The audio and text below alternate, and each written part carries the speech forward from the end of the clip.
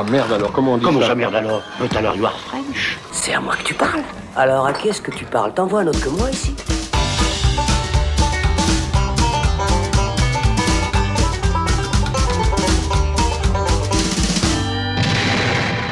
Salut, c'est Thibaut et on se retrouve dans le Saloon pour parler de Luca, le nouveau film de Pixar qui est sorti le 18 juin, non pas en salle parce que Disney n'en a définitivement plus rien à taper du cinéma, mais sur la plateforme Disney+, comme son prédécesseur Soul. On avait d'ailleurs discuté de ce dernier film en faisant part de notre légère déception et de notre inquiétude pour l'avenir de Pixar. Et avant ça, on avait consacré un long format au studio, auquel on vous renvoie d'ailleurs. Et donc, on était évidemment impatients de découvrir ce nouveau film réalisé par Pixar. Et pour en discuter, j'ai avec moi Alexandre Caporal. Salut Alex. Salut Thibaut. Et Florian Pouplin, salut. Et ciao Thibaut. Putain, ça, j'ai hésité à le faire. Voilà, on aurait pu s'en passer, mais non, dès le début de l'émission, c'est plié, il fallait que quelqu'un la fasse. Salut Thibaut. Non, c'est trop tard, c'est enregistré. Et si vous êtes prêts pour rester dans le temps, on enfourche la Vespa et on embarque pour la Riviera italienne. J'ai déjà vu des faux culs, mais vous êtes une synthèse. Dans ce nouveau Pixar, on suit Luca Paguro, un enfant monstre marin qui vit avec ses parents et sa grand-mère dans les profondeurs au large d'une petite ville du nom de Porto Rosso. Les humains qui y résident sont persuadés que leur espèce constitue une menace et la petite famille de créatures aquatiques se tient donc à l'écart de la surface. Mais Luca s'ennuie dans son quotidien, obligé de garder des moutons-poissons à longueur de journée et rêve d'explorer le monde hors de l'eau. Un jour, il fait la connaissance d'Alberto, un monstre marin de son âge qui l'entraîne à la surface et lui fait découvrir qu'une fois secs, ils ont tous les deux une apparence humaine. À la réalisation de ce film, on a Enrico Casarosa, à qui on devait déjà le très beau court-métrage La Luna, qui précédait le film Rebelle, et qui signe ici son premier long-métrage. C'est donc une fois de plus pour Pixar l'occasion de laisser émerger un nouveau talent, et maintenant que presque tous les membres fondateurs du studio sont partis, ils en ont bien besoin. Alors peut-être pour commencer, Florian, selon toi, est-ce qu'avec ce film, on a la preuve que la relève du studio est assurée? Oh, tu sais qu'il va te dire oui. C'est une question précise. Bien sûr que non. Une question orientée. Absolument, monsieur. Non, alors ce qui est sûr, c'est que ça ne va de toute façon pas être la même relève puisqu'on a été habitué à des films assez grandioses, assez demandeurs, assez novateurs. J'ai plutôt l'impression que là, en ce moment, Pixar essaie tout simplement de sortir des films de qualité sans forcément aller vers le chef-d'œuvre, puisque peut-être ils sont en manque de talent aussi originaux qu'ils avaient à la base, donc avec tous les grands réalisateurs qu'on avait passés par ce studio, mais au moins ils continuent à faire des films qui sont, même s'ils ne sont pas si ambitieux que ça, sont quand même corrects et honnêtes et font le job d'un film pour toute la famille, ce qui est selon moi le cas de Luca.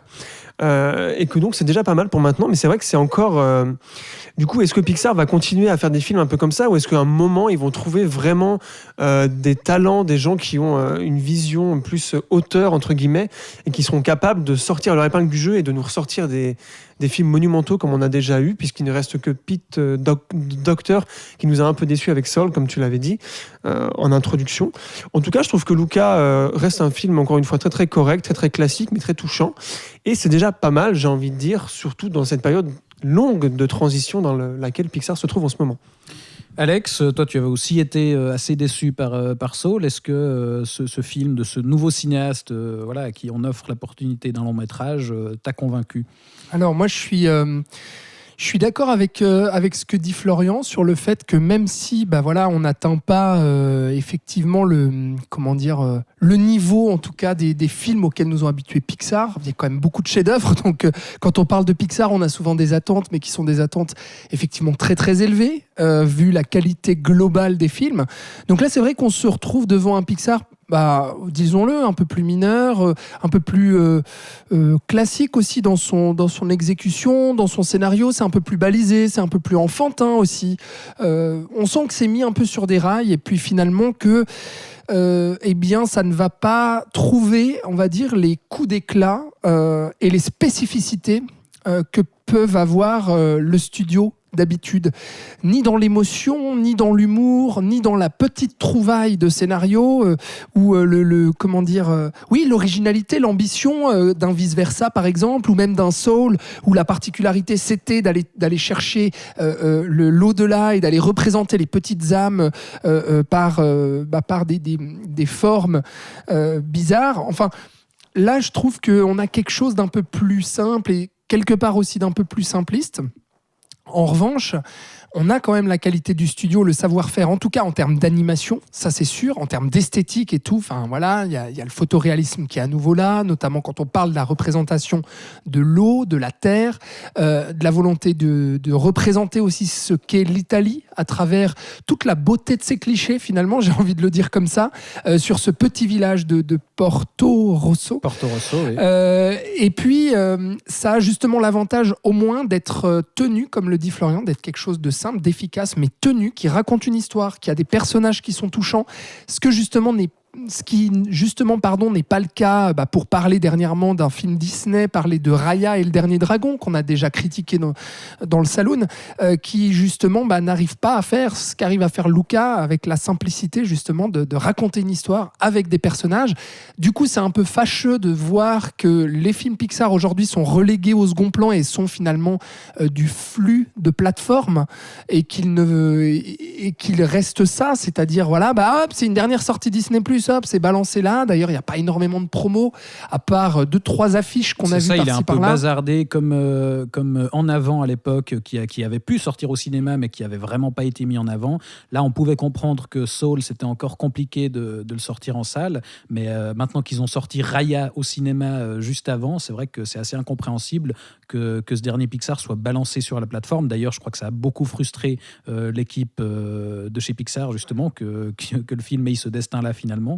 Pour un film qui, en plus, c'est à noter, a été réalisé en grande partie à distance. En confinement. C'est un film télétravail, si on veut. Complètement. Les équipes ont beaucoup bossé à distance, donc évidemment que ça peut impacter le film, et c'est dommage de devoir attirer là-dessus. Peut-être, effectivement, tu le disais, c'est un peu une lapalissade de dire oui, alors techniquement c'est impressionnant. Enfin voilà, c'est ce qu'on attend. Pixar, le minimum qu'on attend, c'est qu'effectivement la qualité d'animation soit au rendez-vous. Moi, je sais pas ce que tu en penses, Florian. J'ai été un petit peu déçu, en tout cas au départ, sur la direction artistique et sur le détail. Comment dire, Pixar avait déjà exploré un peu les fonds marins avec Nemo, et c'était quand même autrement plus riche que ce qu'on a là au départ. Moi, je trouve que dans les premières minutes, c'est assez pauvre quand même au niveau visuel.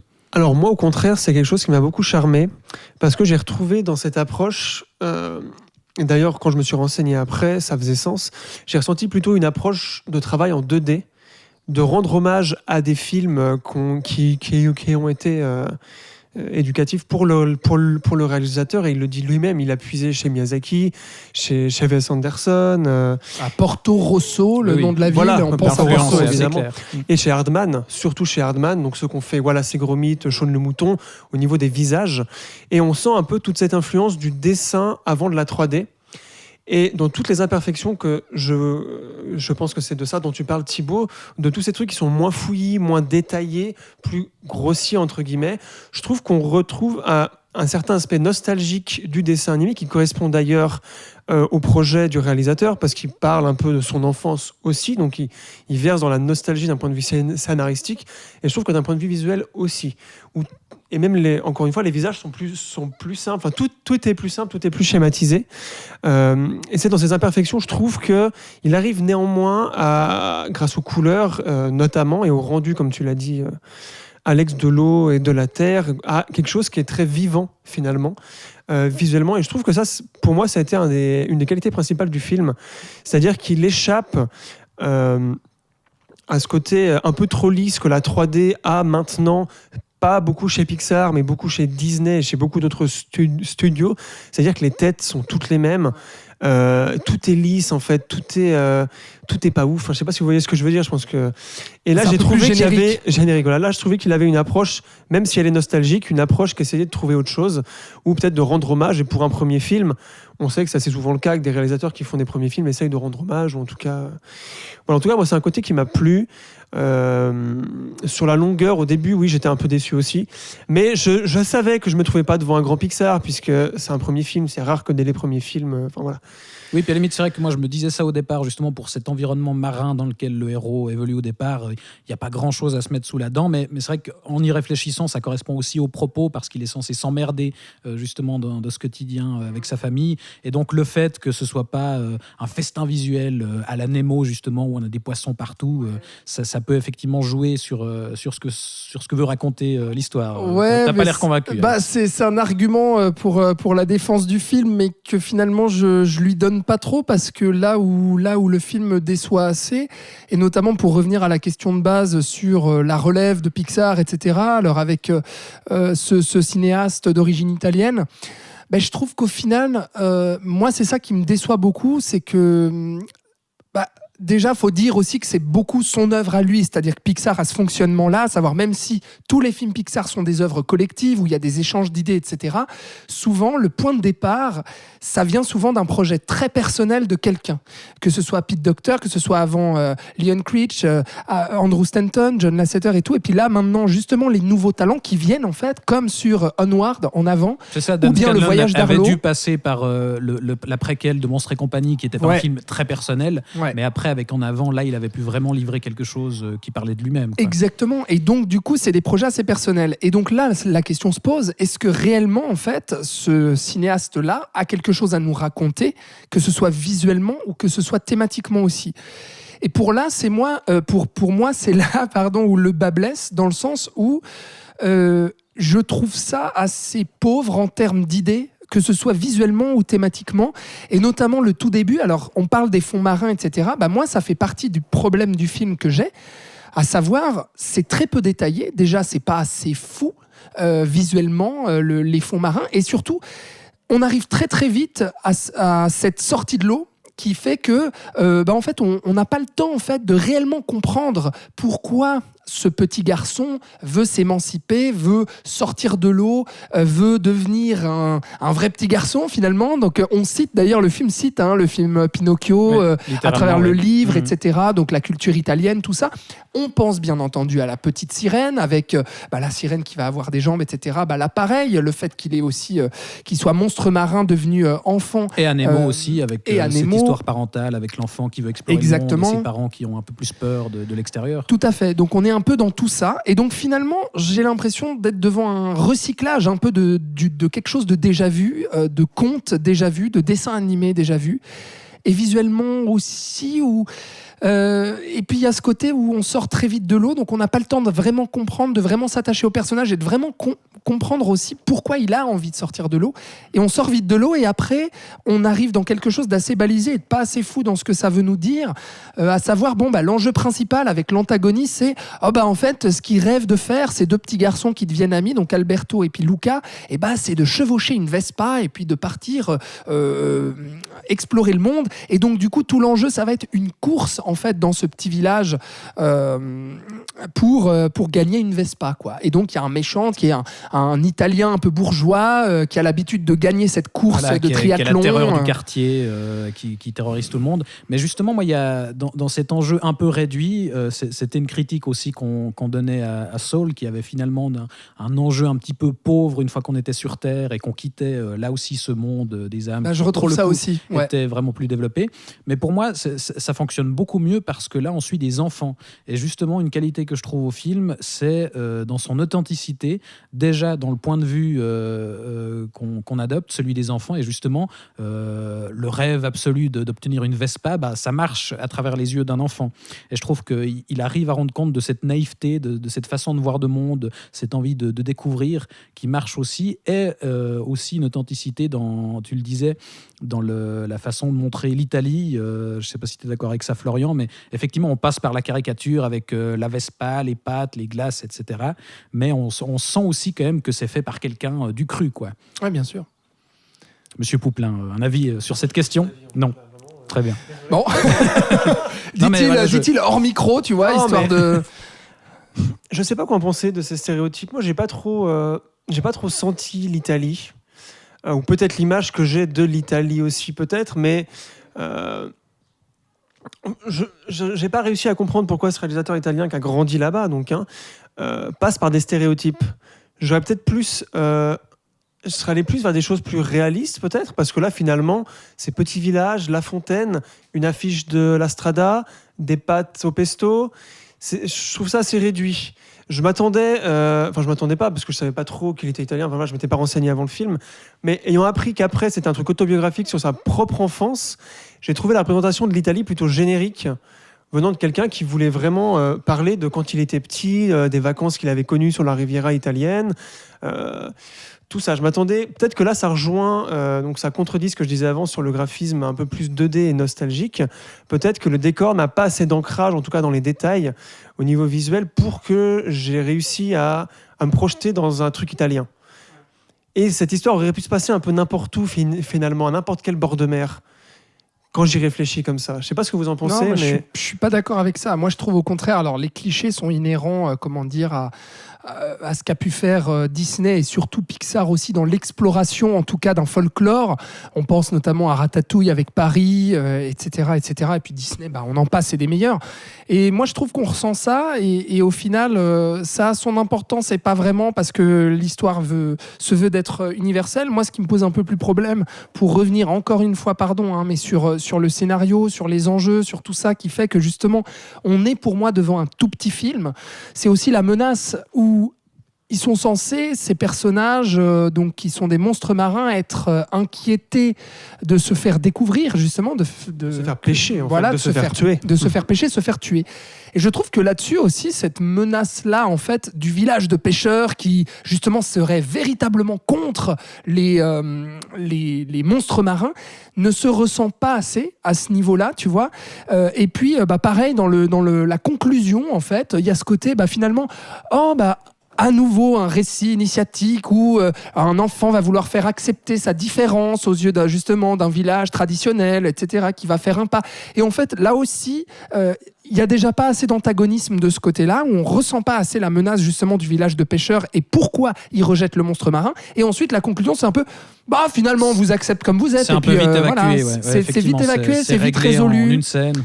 Et du coup, ça me pose un peu souci, ça. On pose un peu ça aussi avec le père de la fillette avec qui les deux héros deviennent copains, qui lui, justement, est pêcheur et chasse les poissons, chasse les monstres marins.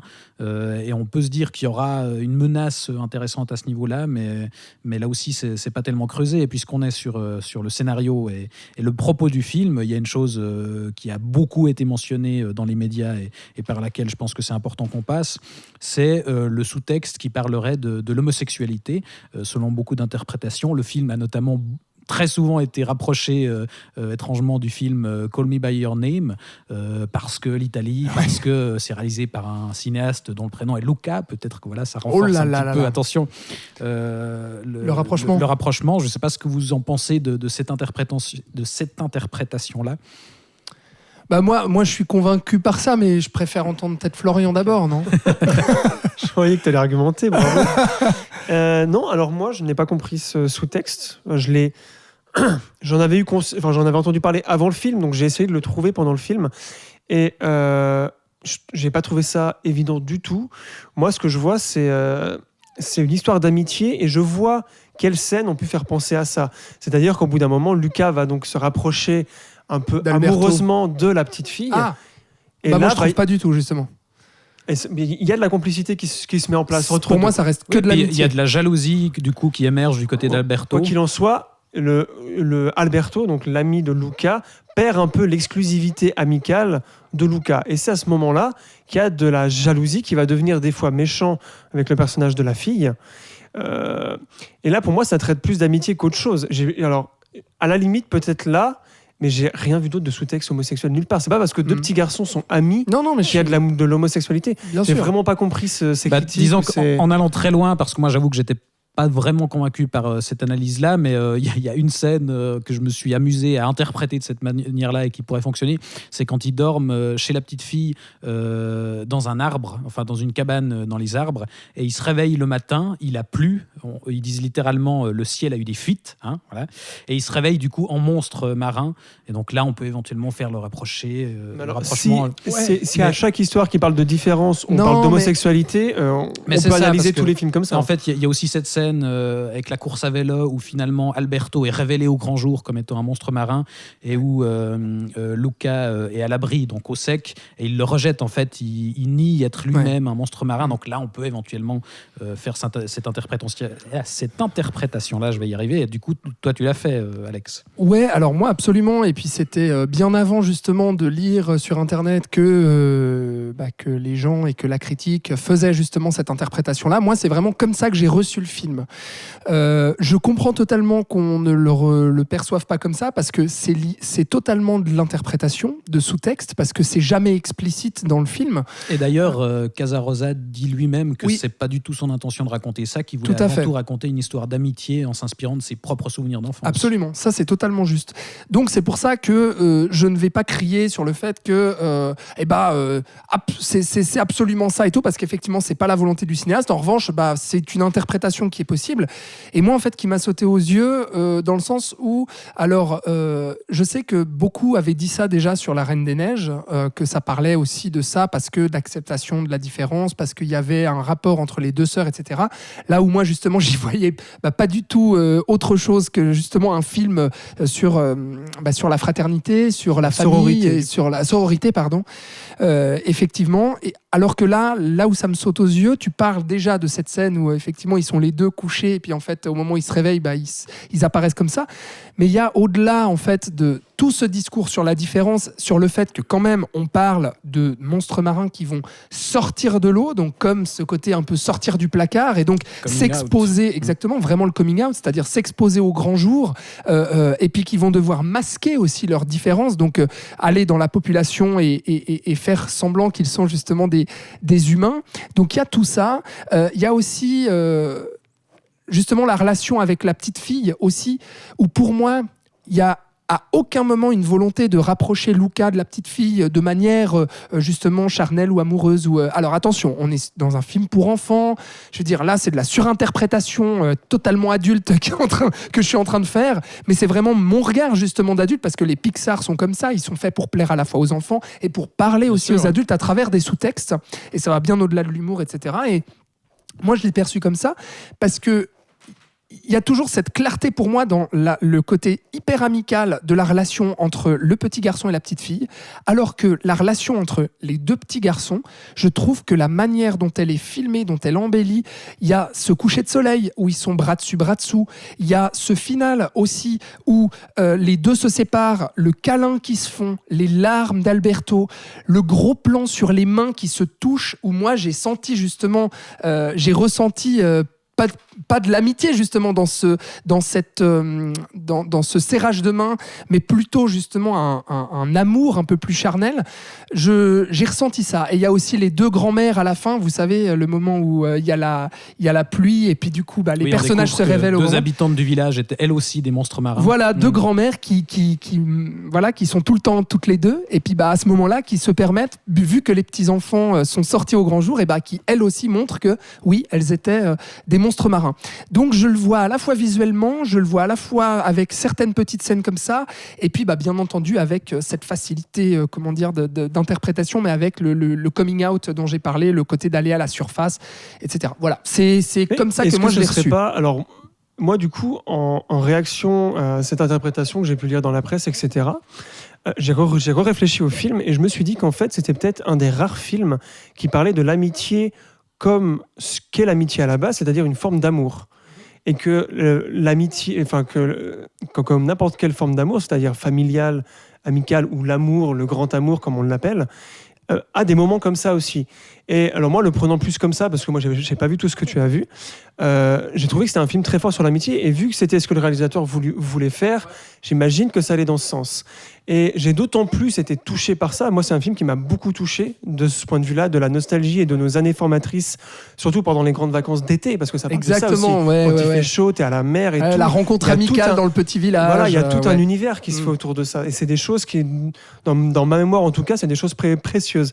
Et je trouve que Casarosa a réussi à très bien retranscrire ça et à atteindre un niveau de traitement de l'amitié que j'ai rarement vu dans tout cinéma confondu, où on en arrive à pleurer et à voir les plans dont tu viens de parler. Et donc, c'est comme tu le disais au début, c'est une question d'interprétation, puisque j'ai aussi lu dans la presse que cette différence-là pouvait aussi parler de l'immigration, des gens qui viennent d'Afrique, parce que Italie et Méditerranée, les bateaux qui sont refusés par l'Italie, voilà.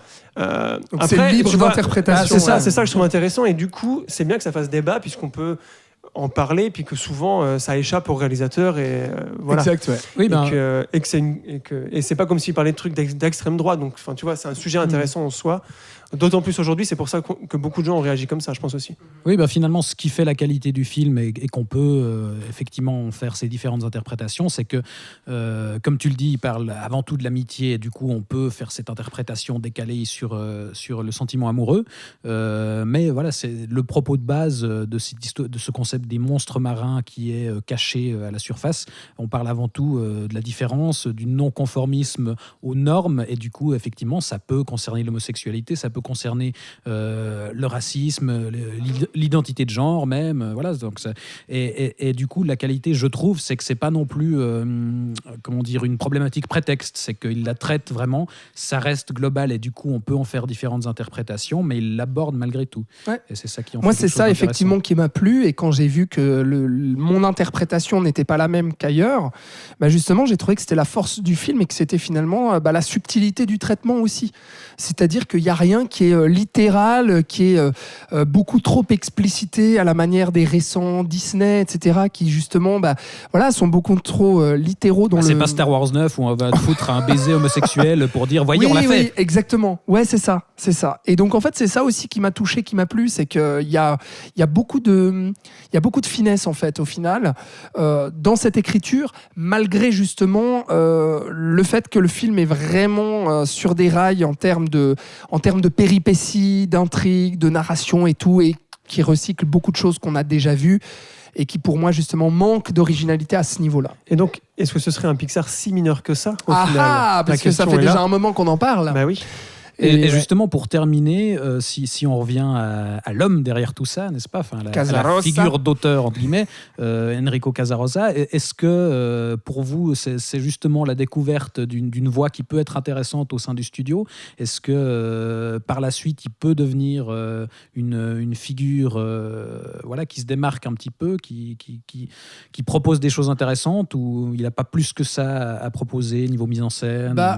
Pardon Flo, je dis juste rapidement, mais puisque en fait, moi, l'interprétation du sous-texte que j'en fais finalement n'est pas du tout son regard à lui, et que au final, je veux pas du tout minimiser sa volonté à lui, mais disons qu'au final, ça reste un film sur l'amitié, et puis sur la différence, et puis sur l'émancipation d'un jeune enfant, etc. Au final, je trouve pas beaucoup d'originalité dans ce qu'il a à nous raconter. Pareillement dans sa mise en scène, dans le design, etc. Là où justement des figures comme Pete Docter, Lee Critch, etc. amenaient vraiment des idées hyper novatrices, et qui cassaient complètement tout ce qu'on avait vu dans les Disney, même dans le cinéma japonais, etc., et qui avaient véritablement leur identité. Là, en fait, je me pose un peu la question, parce que j'ai l'impression de pas voir grand-chose d'original en fait. Là, est-ce qu'il n'y a pas quand même quelques scènes où tout d'un coup, il se lâche un peu au niveau de la mise en scène ? Moi, je trouve que les scènes de fantasme où les enfants justement c'est vrai, rêvent, on n'en a pas parlé.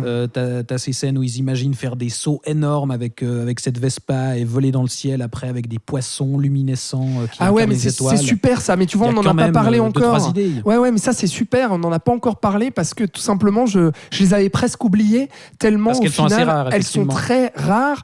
Elles viennent pas s'intégrer réellement dans le récit, et d'un coup il y a une fulgurance, et où moi je me disais c'est beau ça, c'est beau, et au final il en fait pas grand chose, et au final c'est aussi un design, etc., qu'on a aussi déjà vu ailleurs, tu vois. Donc, moi, mais je suis méchant, pardon. J'ai l'impression qu'on ne retrouvera de toute façon pas ce qu'on va bientôt appeler l'âge d'or du studio Pixar, puisque, rappelons-le, à la base, Pixar, quand c'est devenu un truc de film d'animation avec Toy Story, il y avait tout un groupe de jeunes gars qui ont en fait élaboré l'identité Pixar ensemble. Parce que tous les grands, à part peut-être Brad Bird qui arrivait sur le tard, mais qui avait fait The Iron Giant avant, donc ils ont construit une identité de Pixar. Là, les jeunes qu'on voit, donc celui qui a fait Onward et Casarosa, arrivent dans ce truc déjà un peu formaté, entre guillemets, même si c'est monumental ce qu'ils ont fait comme travail depuis 25 ans. Et je trouve que malgré tout, ils ont une identité propre, et qui vont quelque part, comme tu disais, c'est fulgurant. Moi, je trouve qu'il y a un style qu'il a quelque chose à dire, et que c'est peut-être tout simplement différent que ce que Pixar nous a proposé jusqu'à maintenant, et que ces jeunes gars ils sont pas jeunes, je veux dire, il a 40 ans, mais quand tu fais un film d'animation, ça te prend 10 ans à faire, donc évidemment, n'arrivent peut-être pas encore à trouver leur marque. et vont peut-être petit à petit se détacher de cette pierre et de ce style Pixar et créer un nouveau truc Pixar en fait. Mais que ça va prendre plus de temps puisqu'ils doivent se détacher. Enfin, tu vois. Mais moi, je pense qu'il y a encore que ça va pas être pareil, mais qu'on va peut-être arriver à un niveau, mais que ça va être graduellement et pas d'un coup. Puisque, encore une fois, à la naissance de Pixar, il y avait ces genre 4 gars là qui étaient genre bourrés d'idées de malades mentaux et qui ont fait des trucs superbes dès le premier coup. Et voilà, ça c'est rare. C'est aussi, je pense qu'il y a eu un truc temporel, c'est le fait qu'ils soient retrouvés là tous ensemble. Mais en fait, je pense pas que ça va se rééditer, je pense pas. J'aurais été d'accord avec toi si on parlait de Onward, de En Avant en fait. Tout ce que tu viens de dire là, si on parlait d'En Avant, je serais totalement d'accord avec toi. Là, justement, sur Luca, je vois un petit peu moins d'originalité, même si moi, je conseille vraiment de voir celui-là. Alors déjà, si vous avez des enfants et tout, allez-y. C'est vraiment un film familial, c'est très bien. Vraiment, nous, on pinaille parce qu'on est fan du studio, parce qu'on est chiant. Mais dans l'absolu, ça reste ce que ma grand-maman appelle si bien un joli film. Mais oui, exactement, c'est un joli film, il faut le voir, c'est un bon film bien raconté avec des beaux personnages. Et puis voyez En Avant, voyez Onward, vraiment, parce que je trouvais un peu plus d'éclat et un peu plus de... Mais c'est vrai que là, ce qui manque peut-être aussi au studio, enfin je connais pas tous les détails, je suis pas dans le secret absolu de Pixar, mais c'est vrai que non seulement au début, comme tu le disais Florian, il y avait un groupe de cinéastes qui avaient vraiment une voix très forte chacun, et surtout qui travaillaient en équipe. Il y avait aussi la présence de Joe Ranft, dont on avait parlé dans l'émission, qui travaillait sur les scénarios. Enfin, il y avait vraiment une équipe constituée, et c'était vraiment, ça l'est toujours d'ailleurs, chez Pixar, un travail collégial, mais peut-être que là, il faut encore que ça se mette en place. Ouais, effectivement. Et du coup, on verra comment ça se met en place pour la suite, puisque, pour rappel, les prochains Pixar, ce sont donc le spin-off consacré à Buzz l'éclair et le prochain film, le premier long métrage de la réalisatrice de Bao. Alors ça, oui, ça je veux voir. Pour le coup, on est assez curieux. Les 2 films arrivent l'année prochaine, on espère dans les cinémas. Apparemment, Disney aurait annoncé que les prochains Pixar seraient à nouveau sur grand écran. On les connaît. Ça peut changer d'ici là. Enfin voilà, du coup on reste toujours un peu inquiet, mais en même temps toujours curieux de l'avenir du studio, j'imagine, pour ces 2 films-là. Ah oui, parce que ça reste bien. Je veux dire, c'est pas des mauvais films, donc déjà voilà, mais inquiet entre guillemets par rapport effectivement à tout ce qu'on a pu louer au studio en fait, surtout au début des années 2000, quoi, voilà. Eh bien, l'avenir nous dira ce que ça va donner. Dans l'immédiat, vous l'aurez compris, on vous recommande quand même ce nouveau Pixar. Sans être le meilleur film du studio, ça reste une belle création. Merci d'être venus en discuter, Alex et Florian. Merci Titi. Et ciao Titi. J'ai encore loupé l'occasion quand même, c'est con hein. C'est bien. On se retrouve dans un prochain épisode. D'ici là, vous pouvez nous réécouter sur YouTube, SoundCloud, Spotify, Deezer et Apple Podcast. En attendant, prenez soin de vous. À bientôt. Ciao, ciao.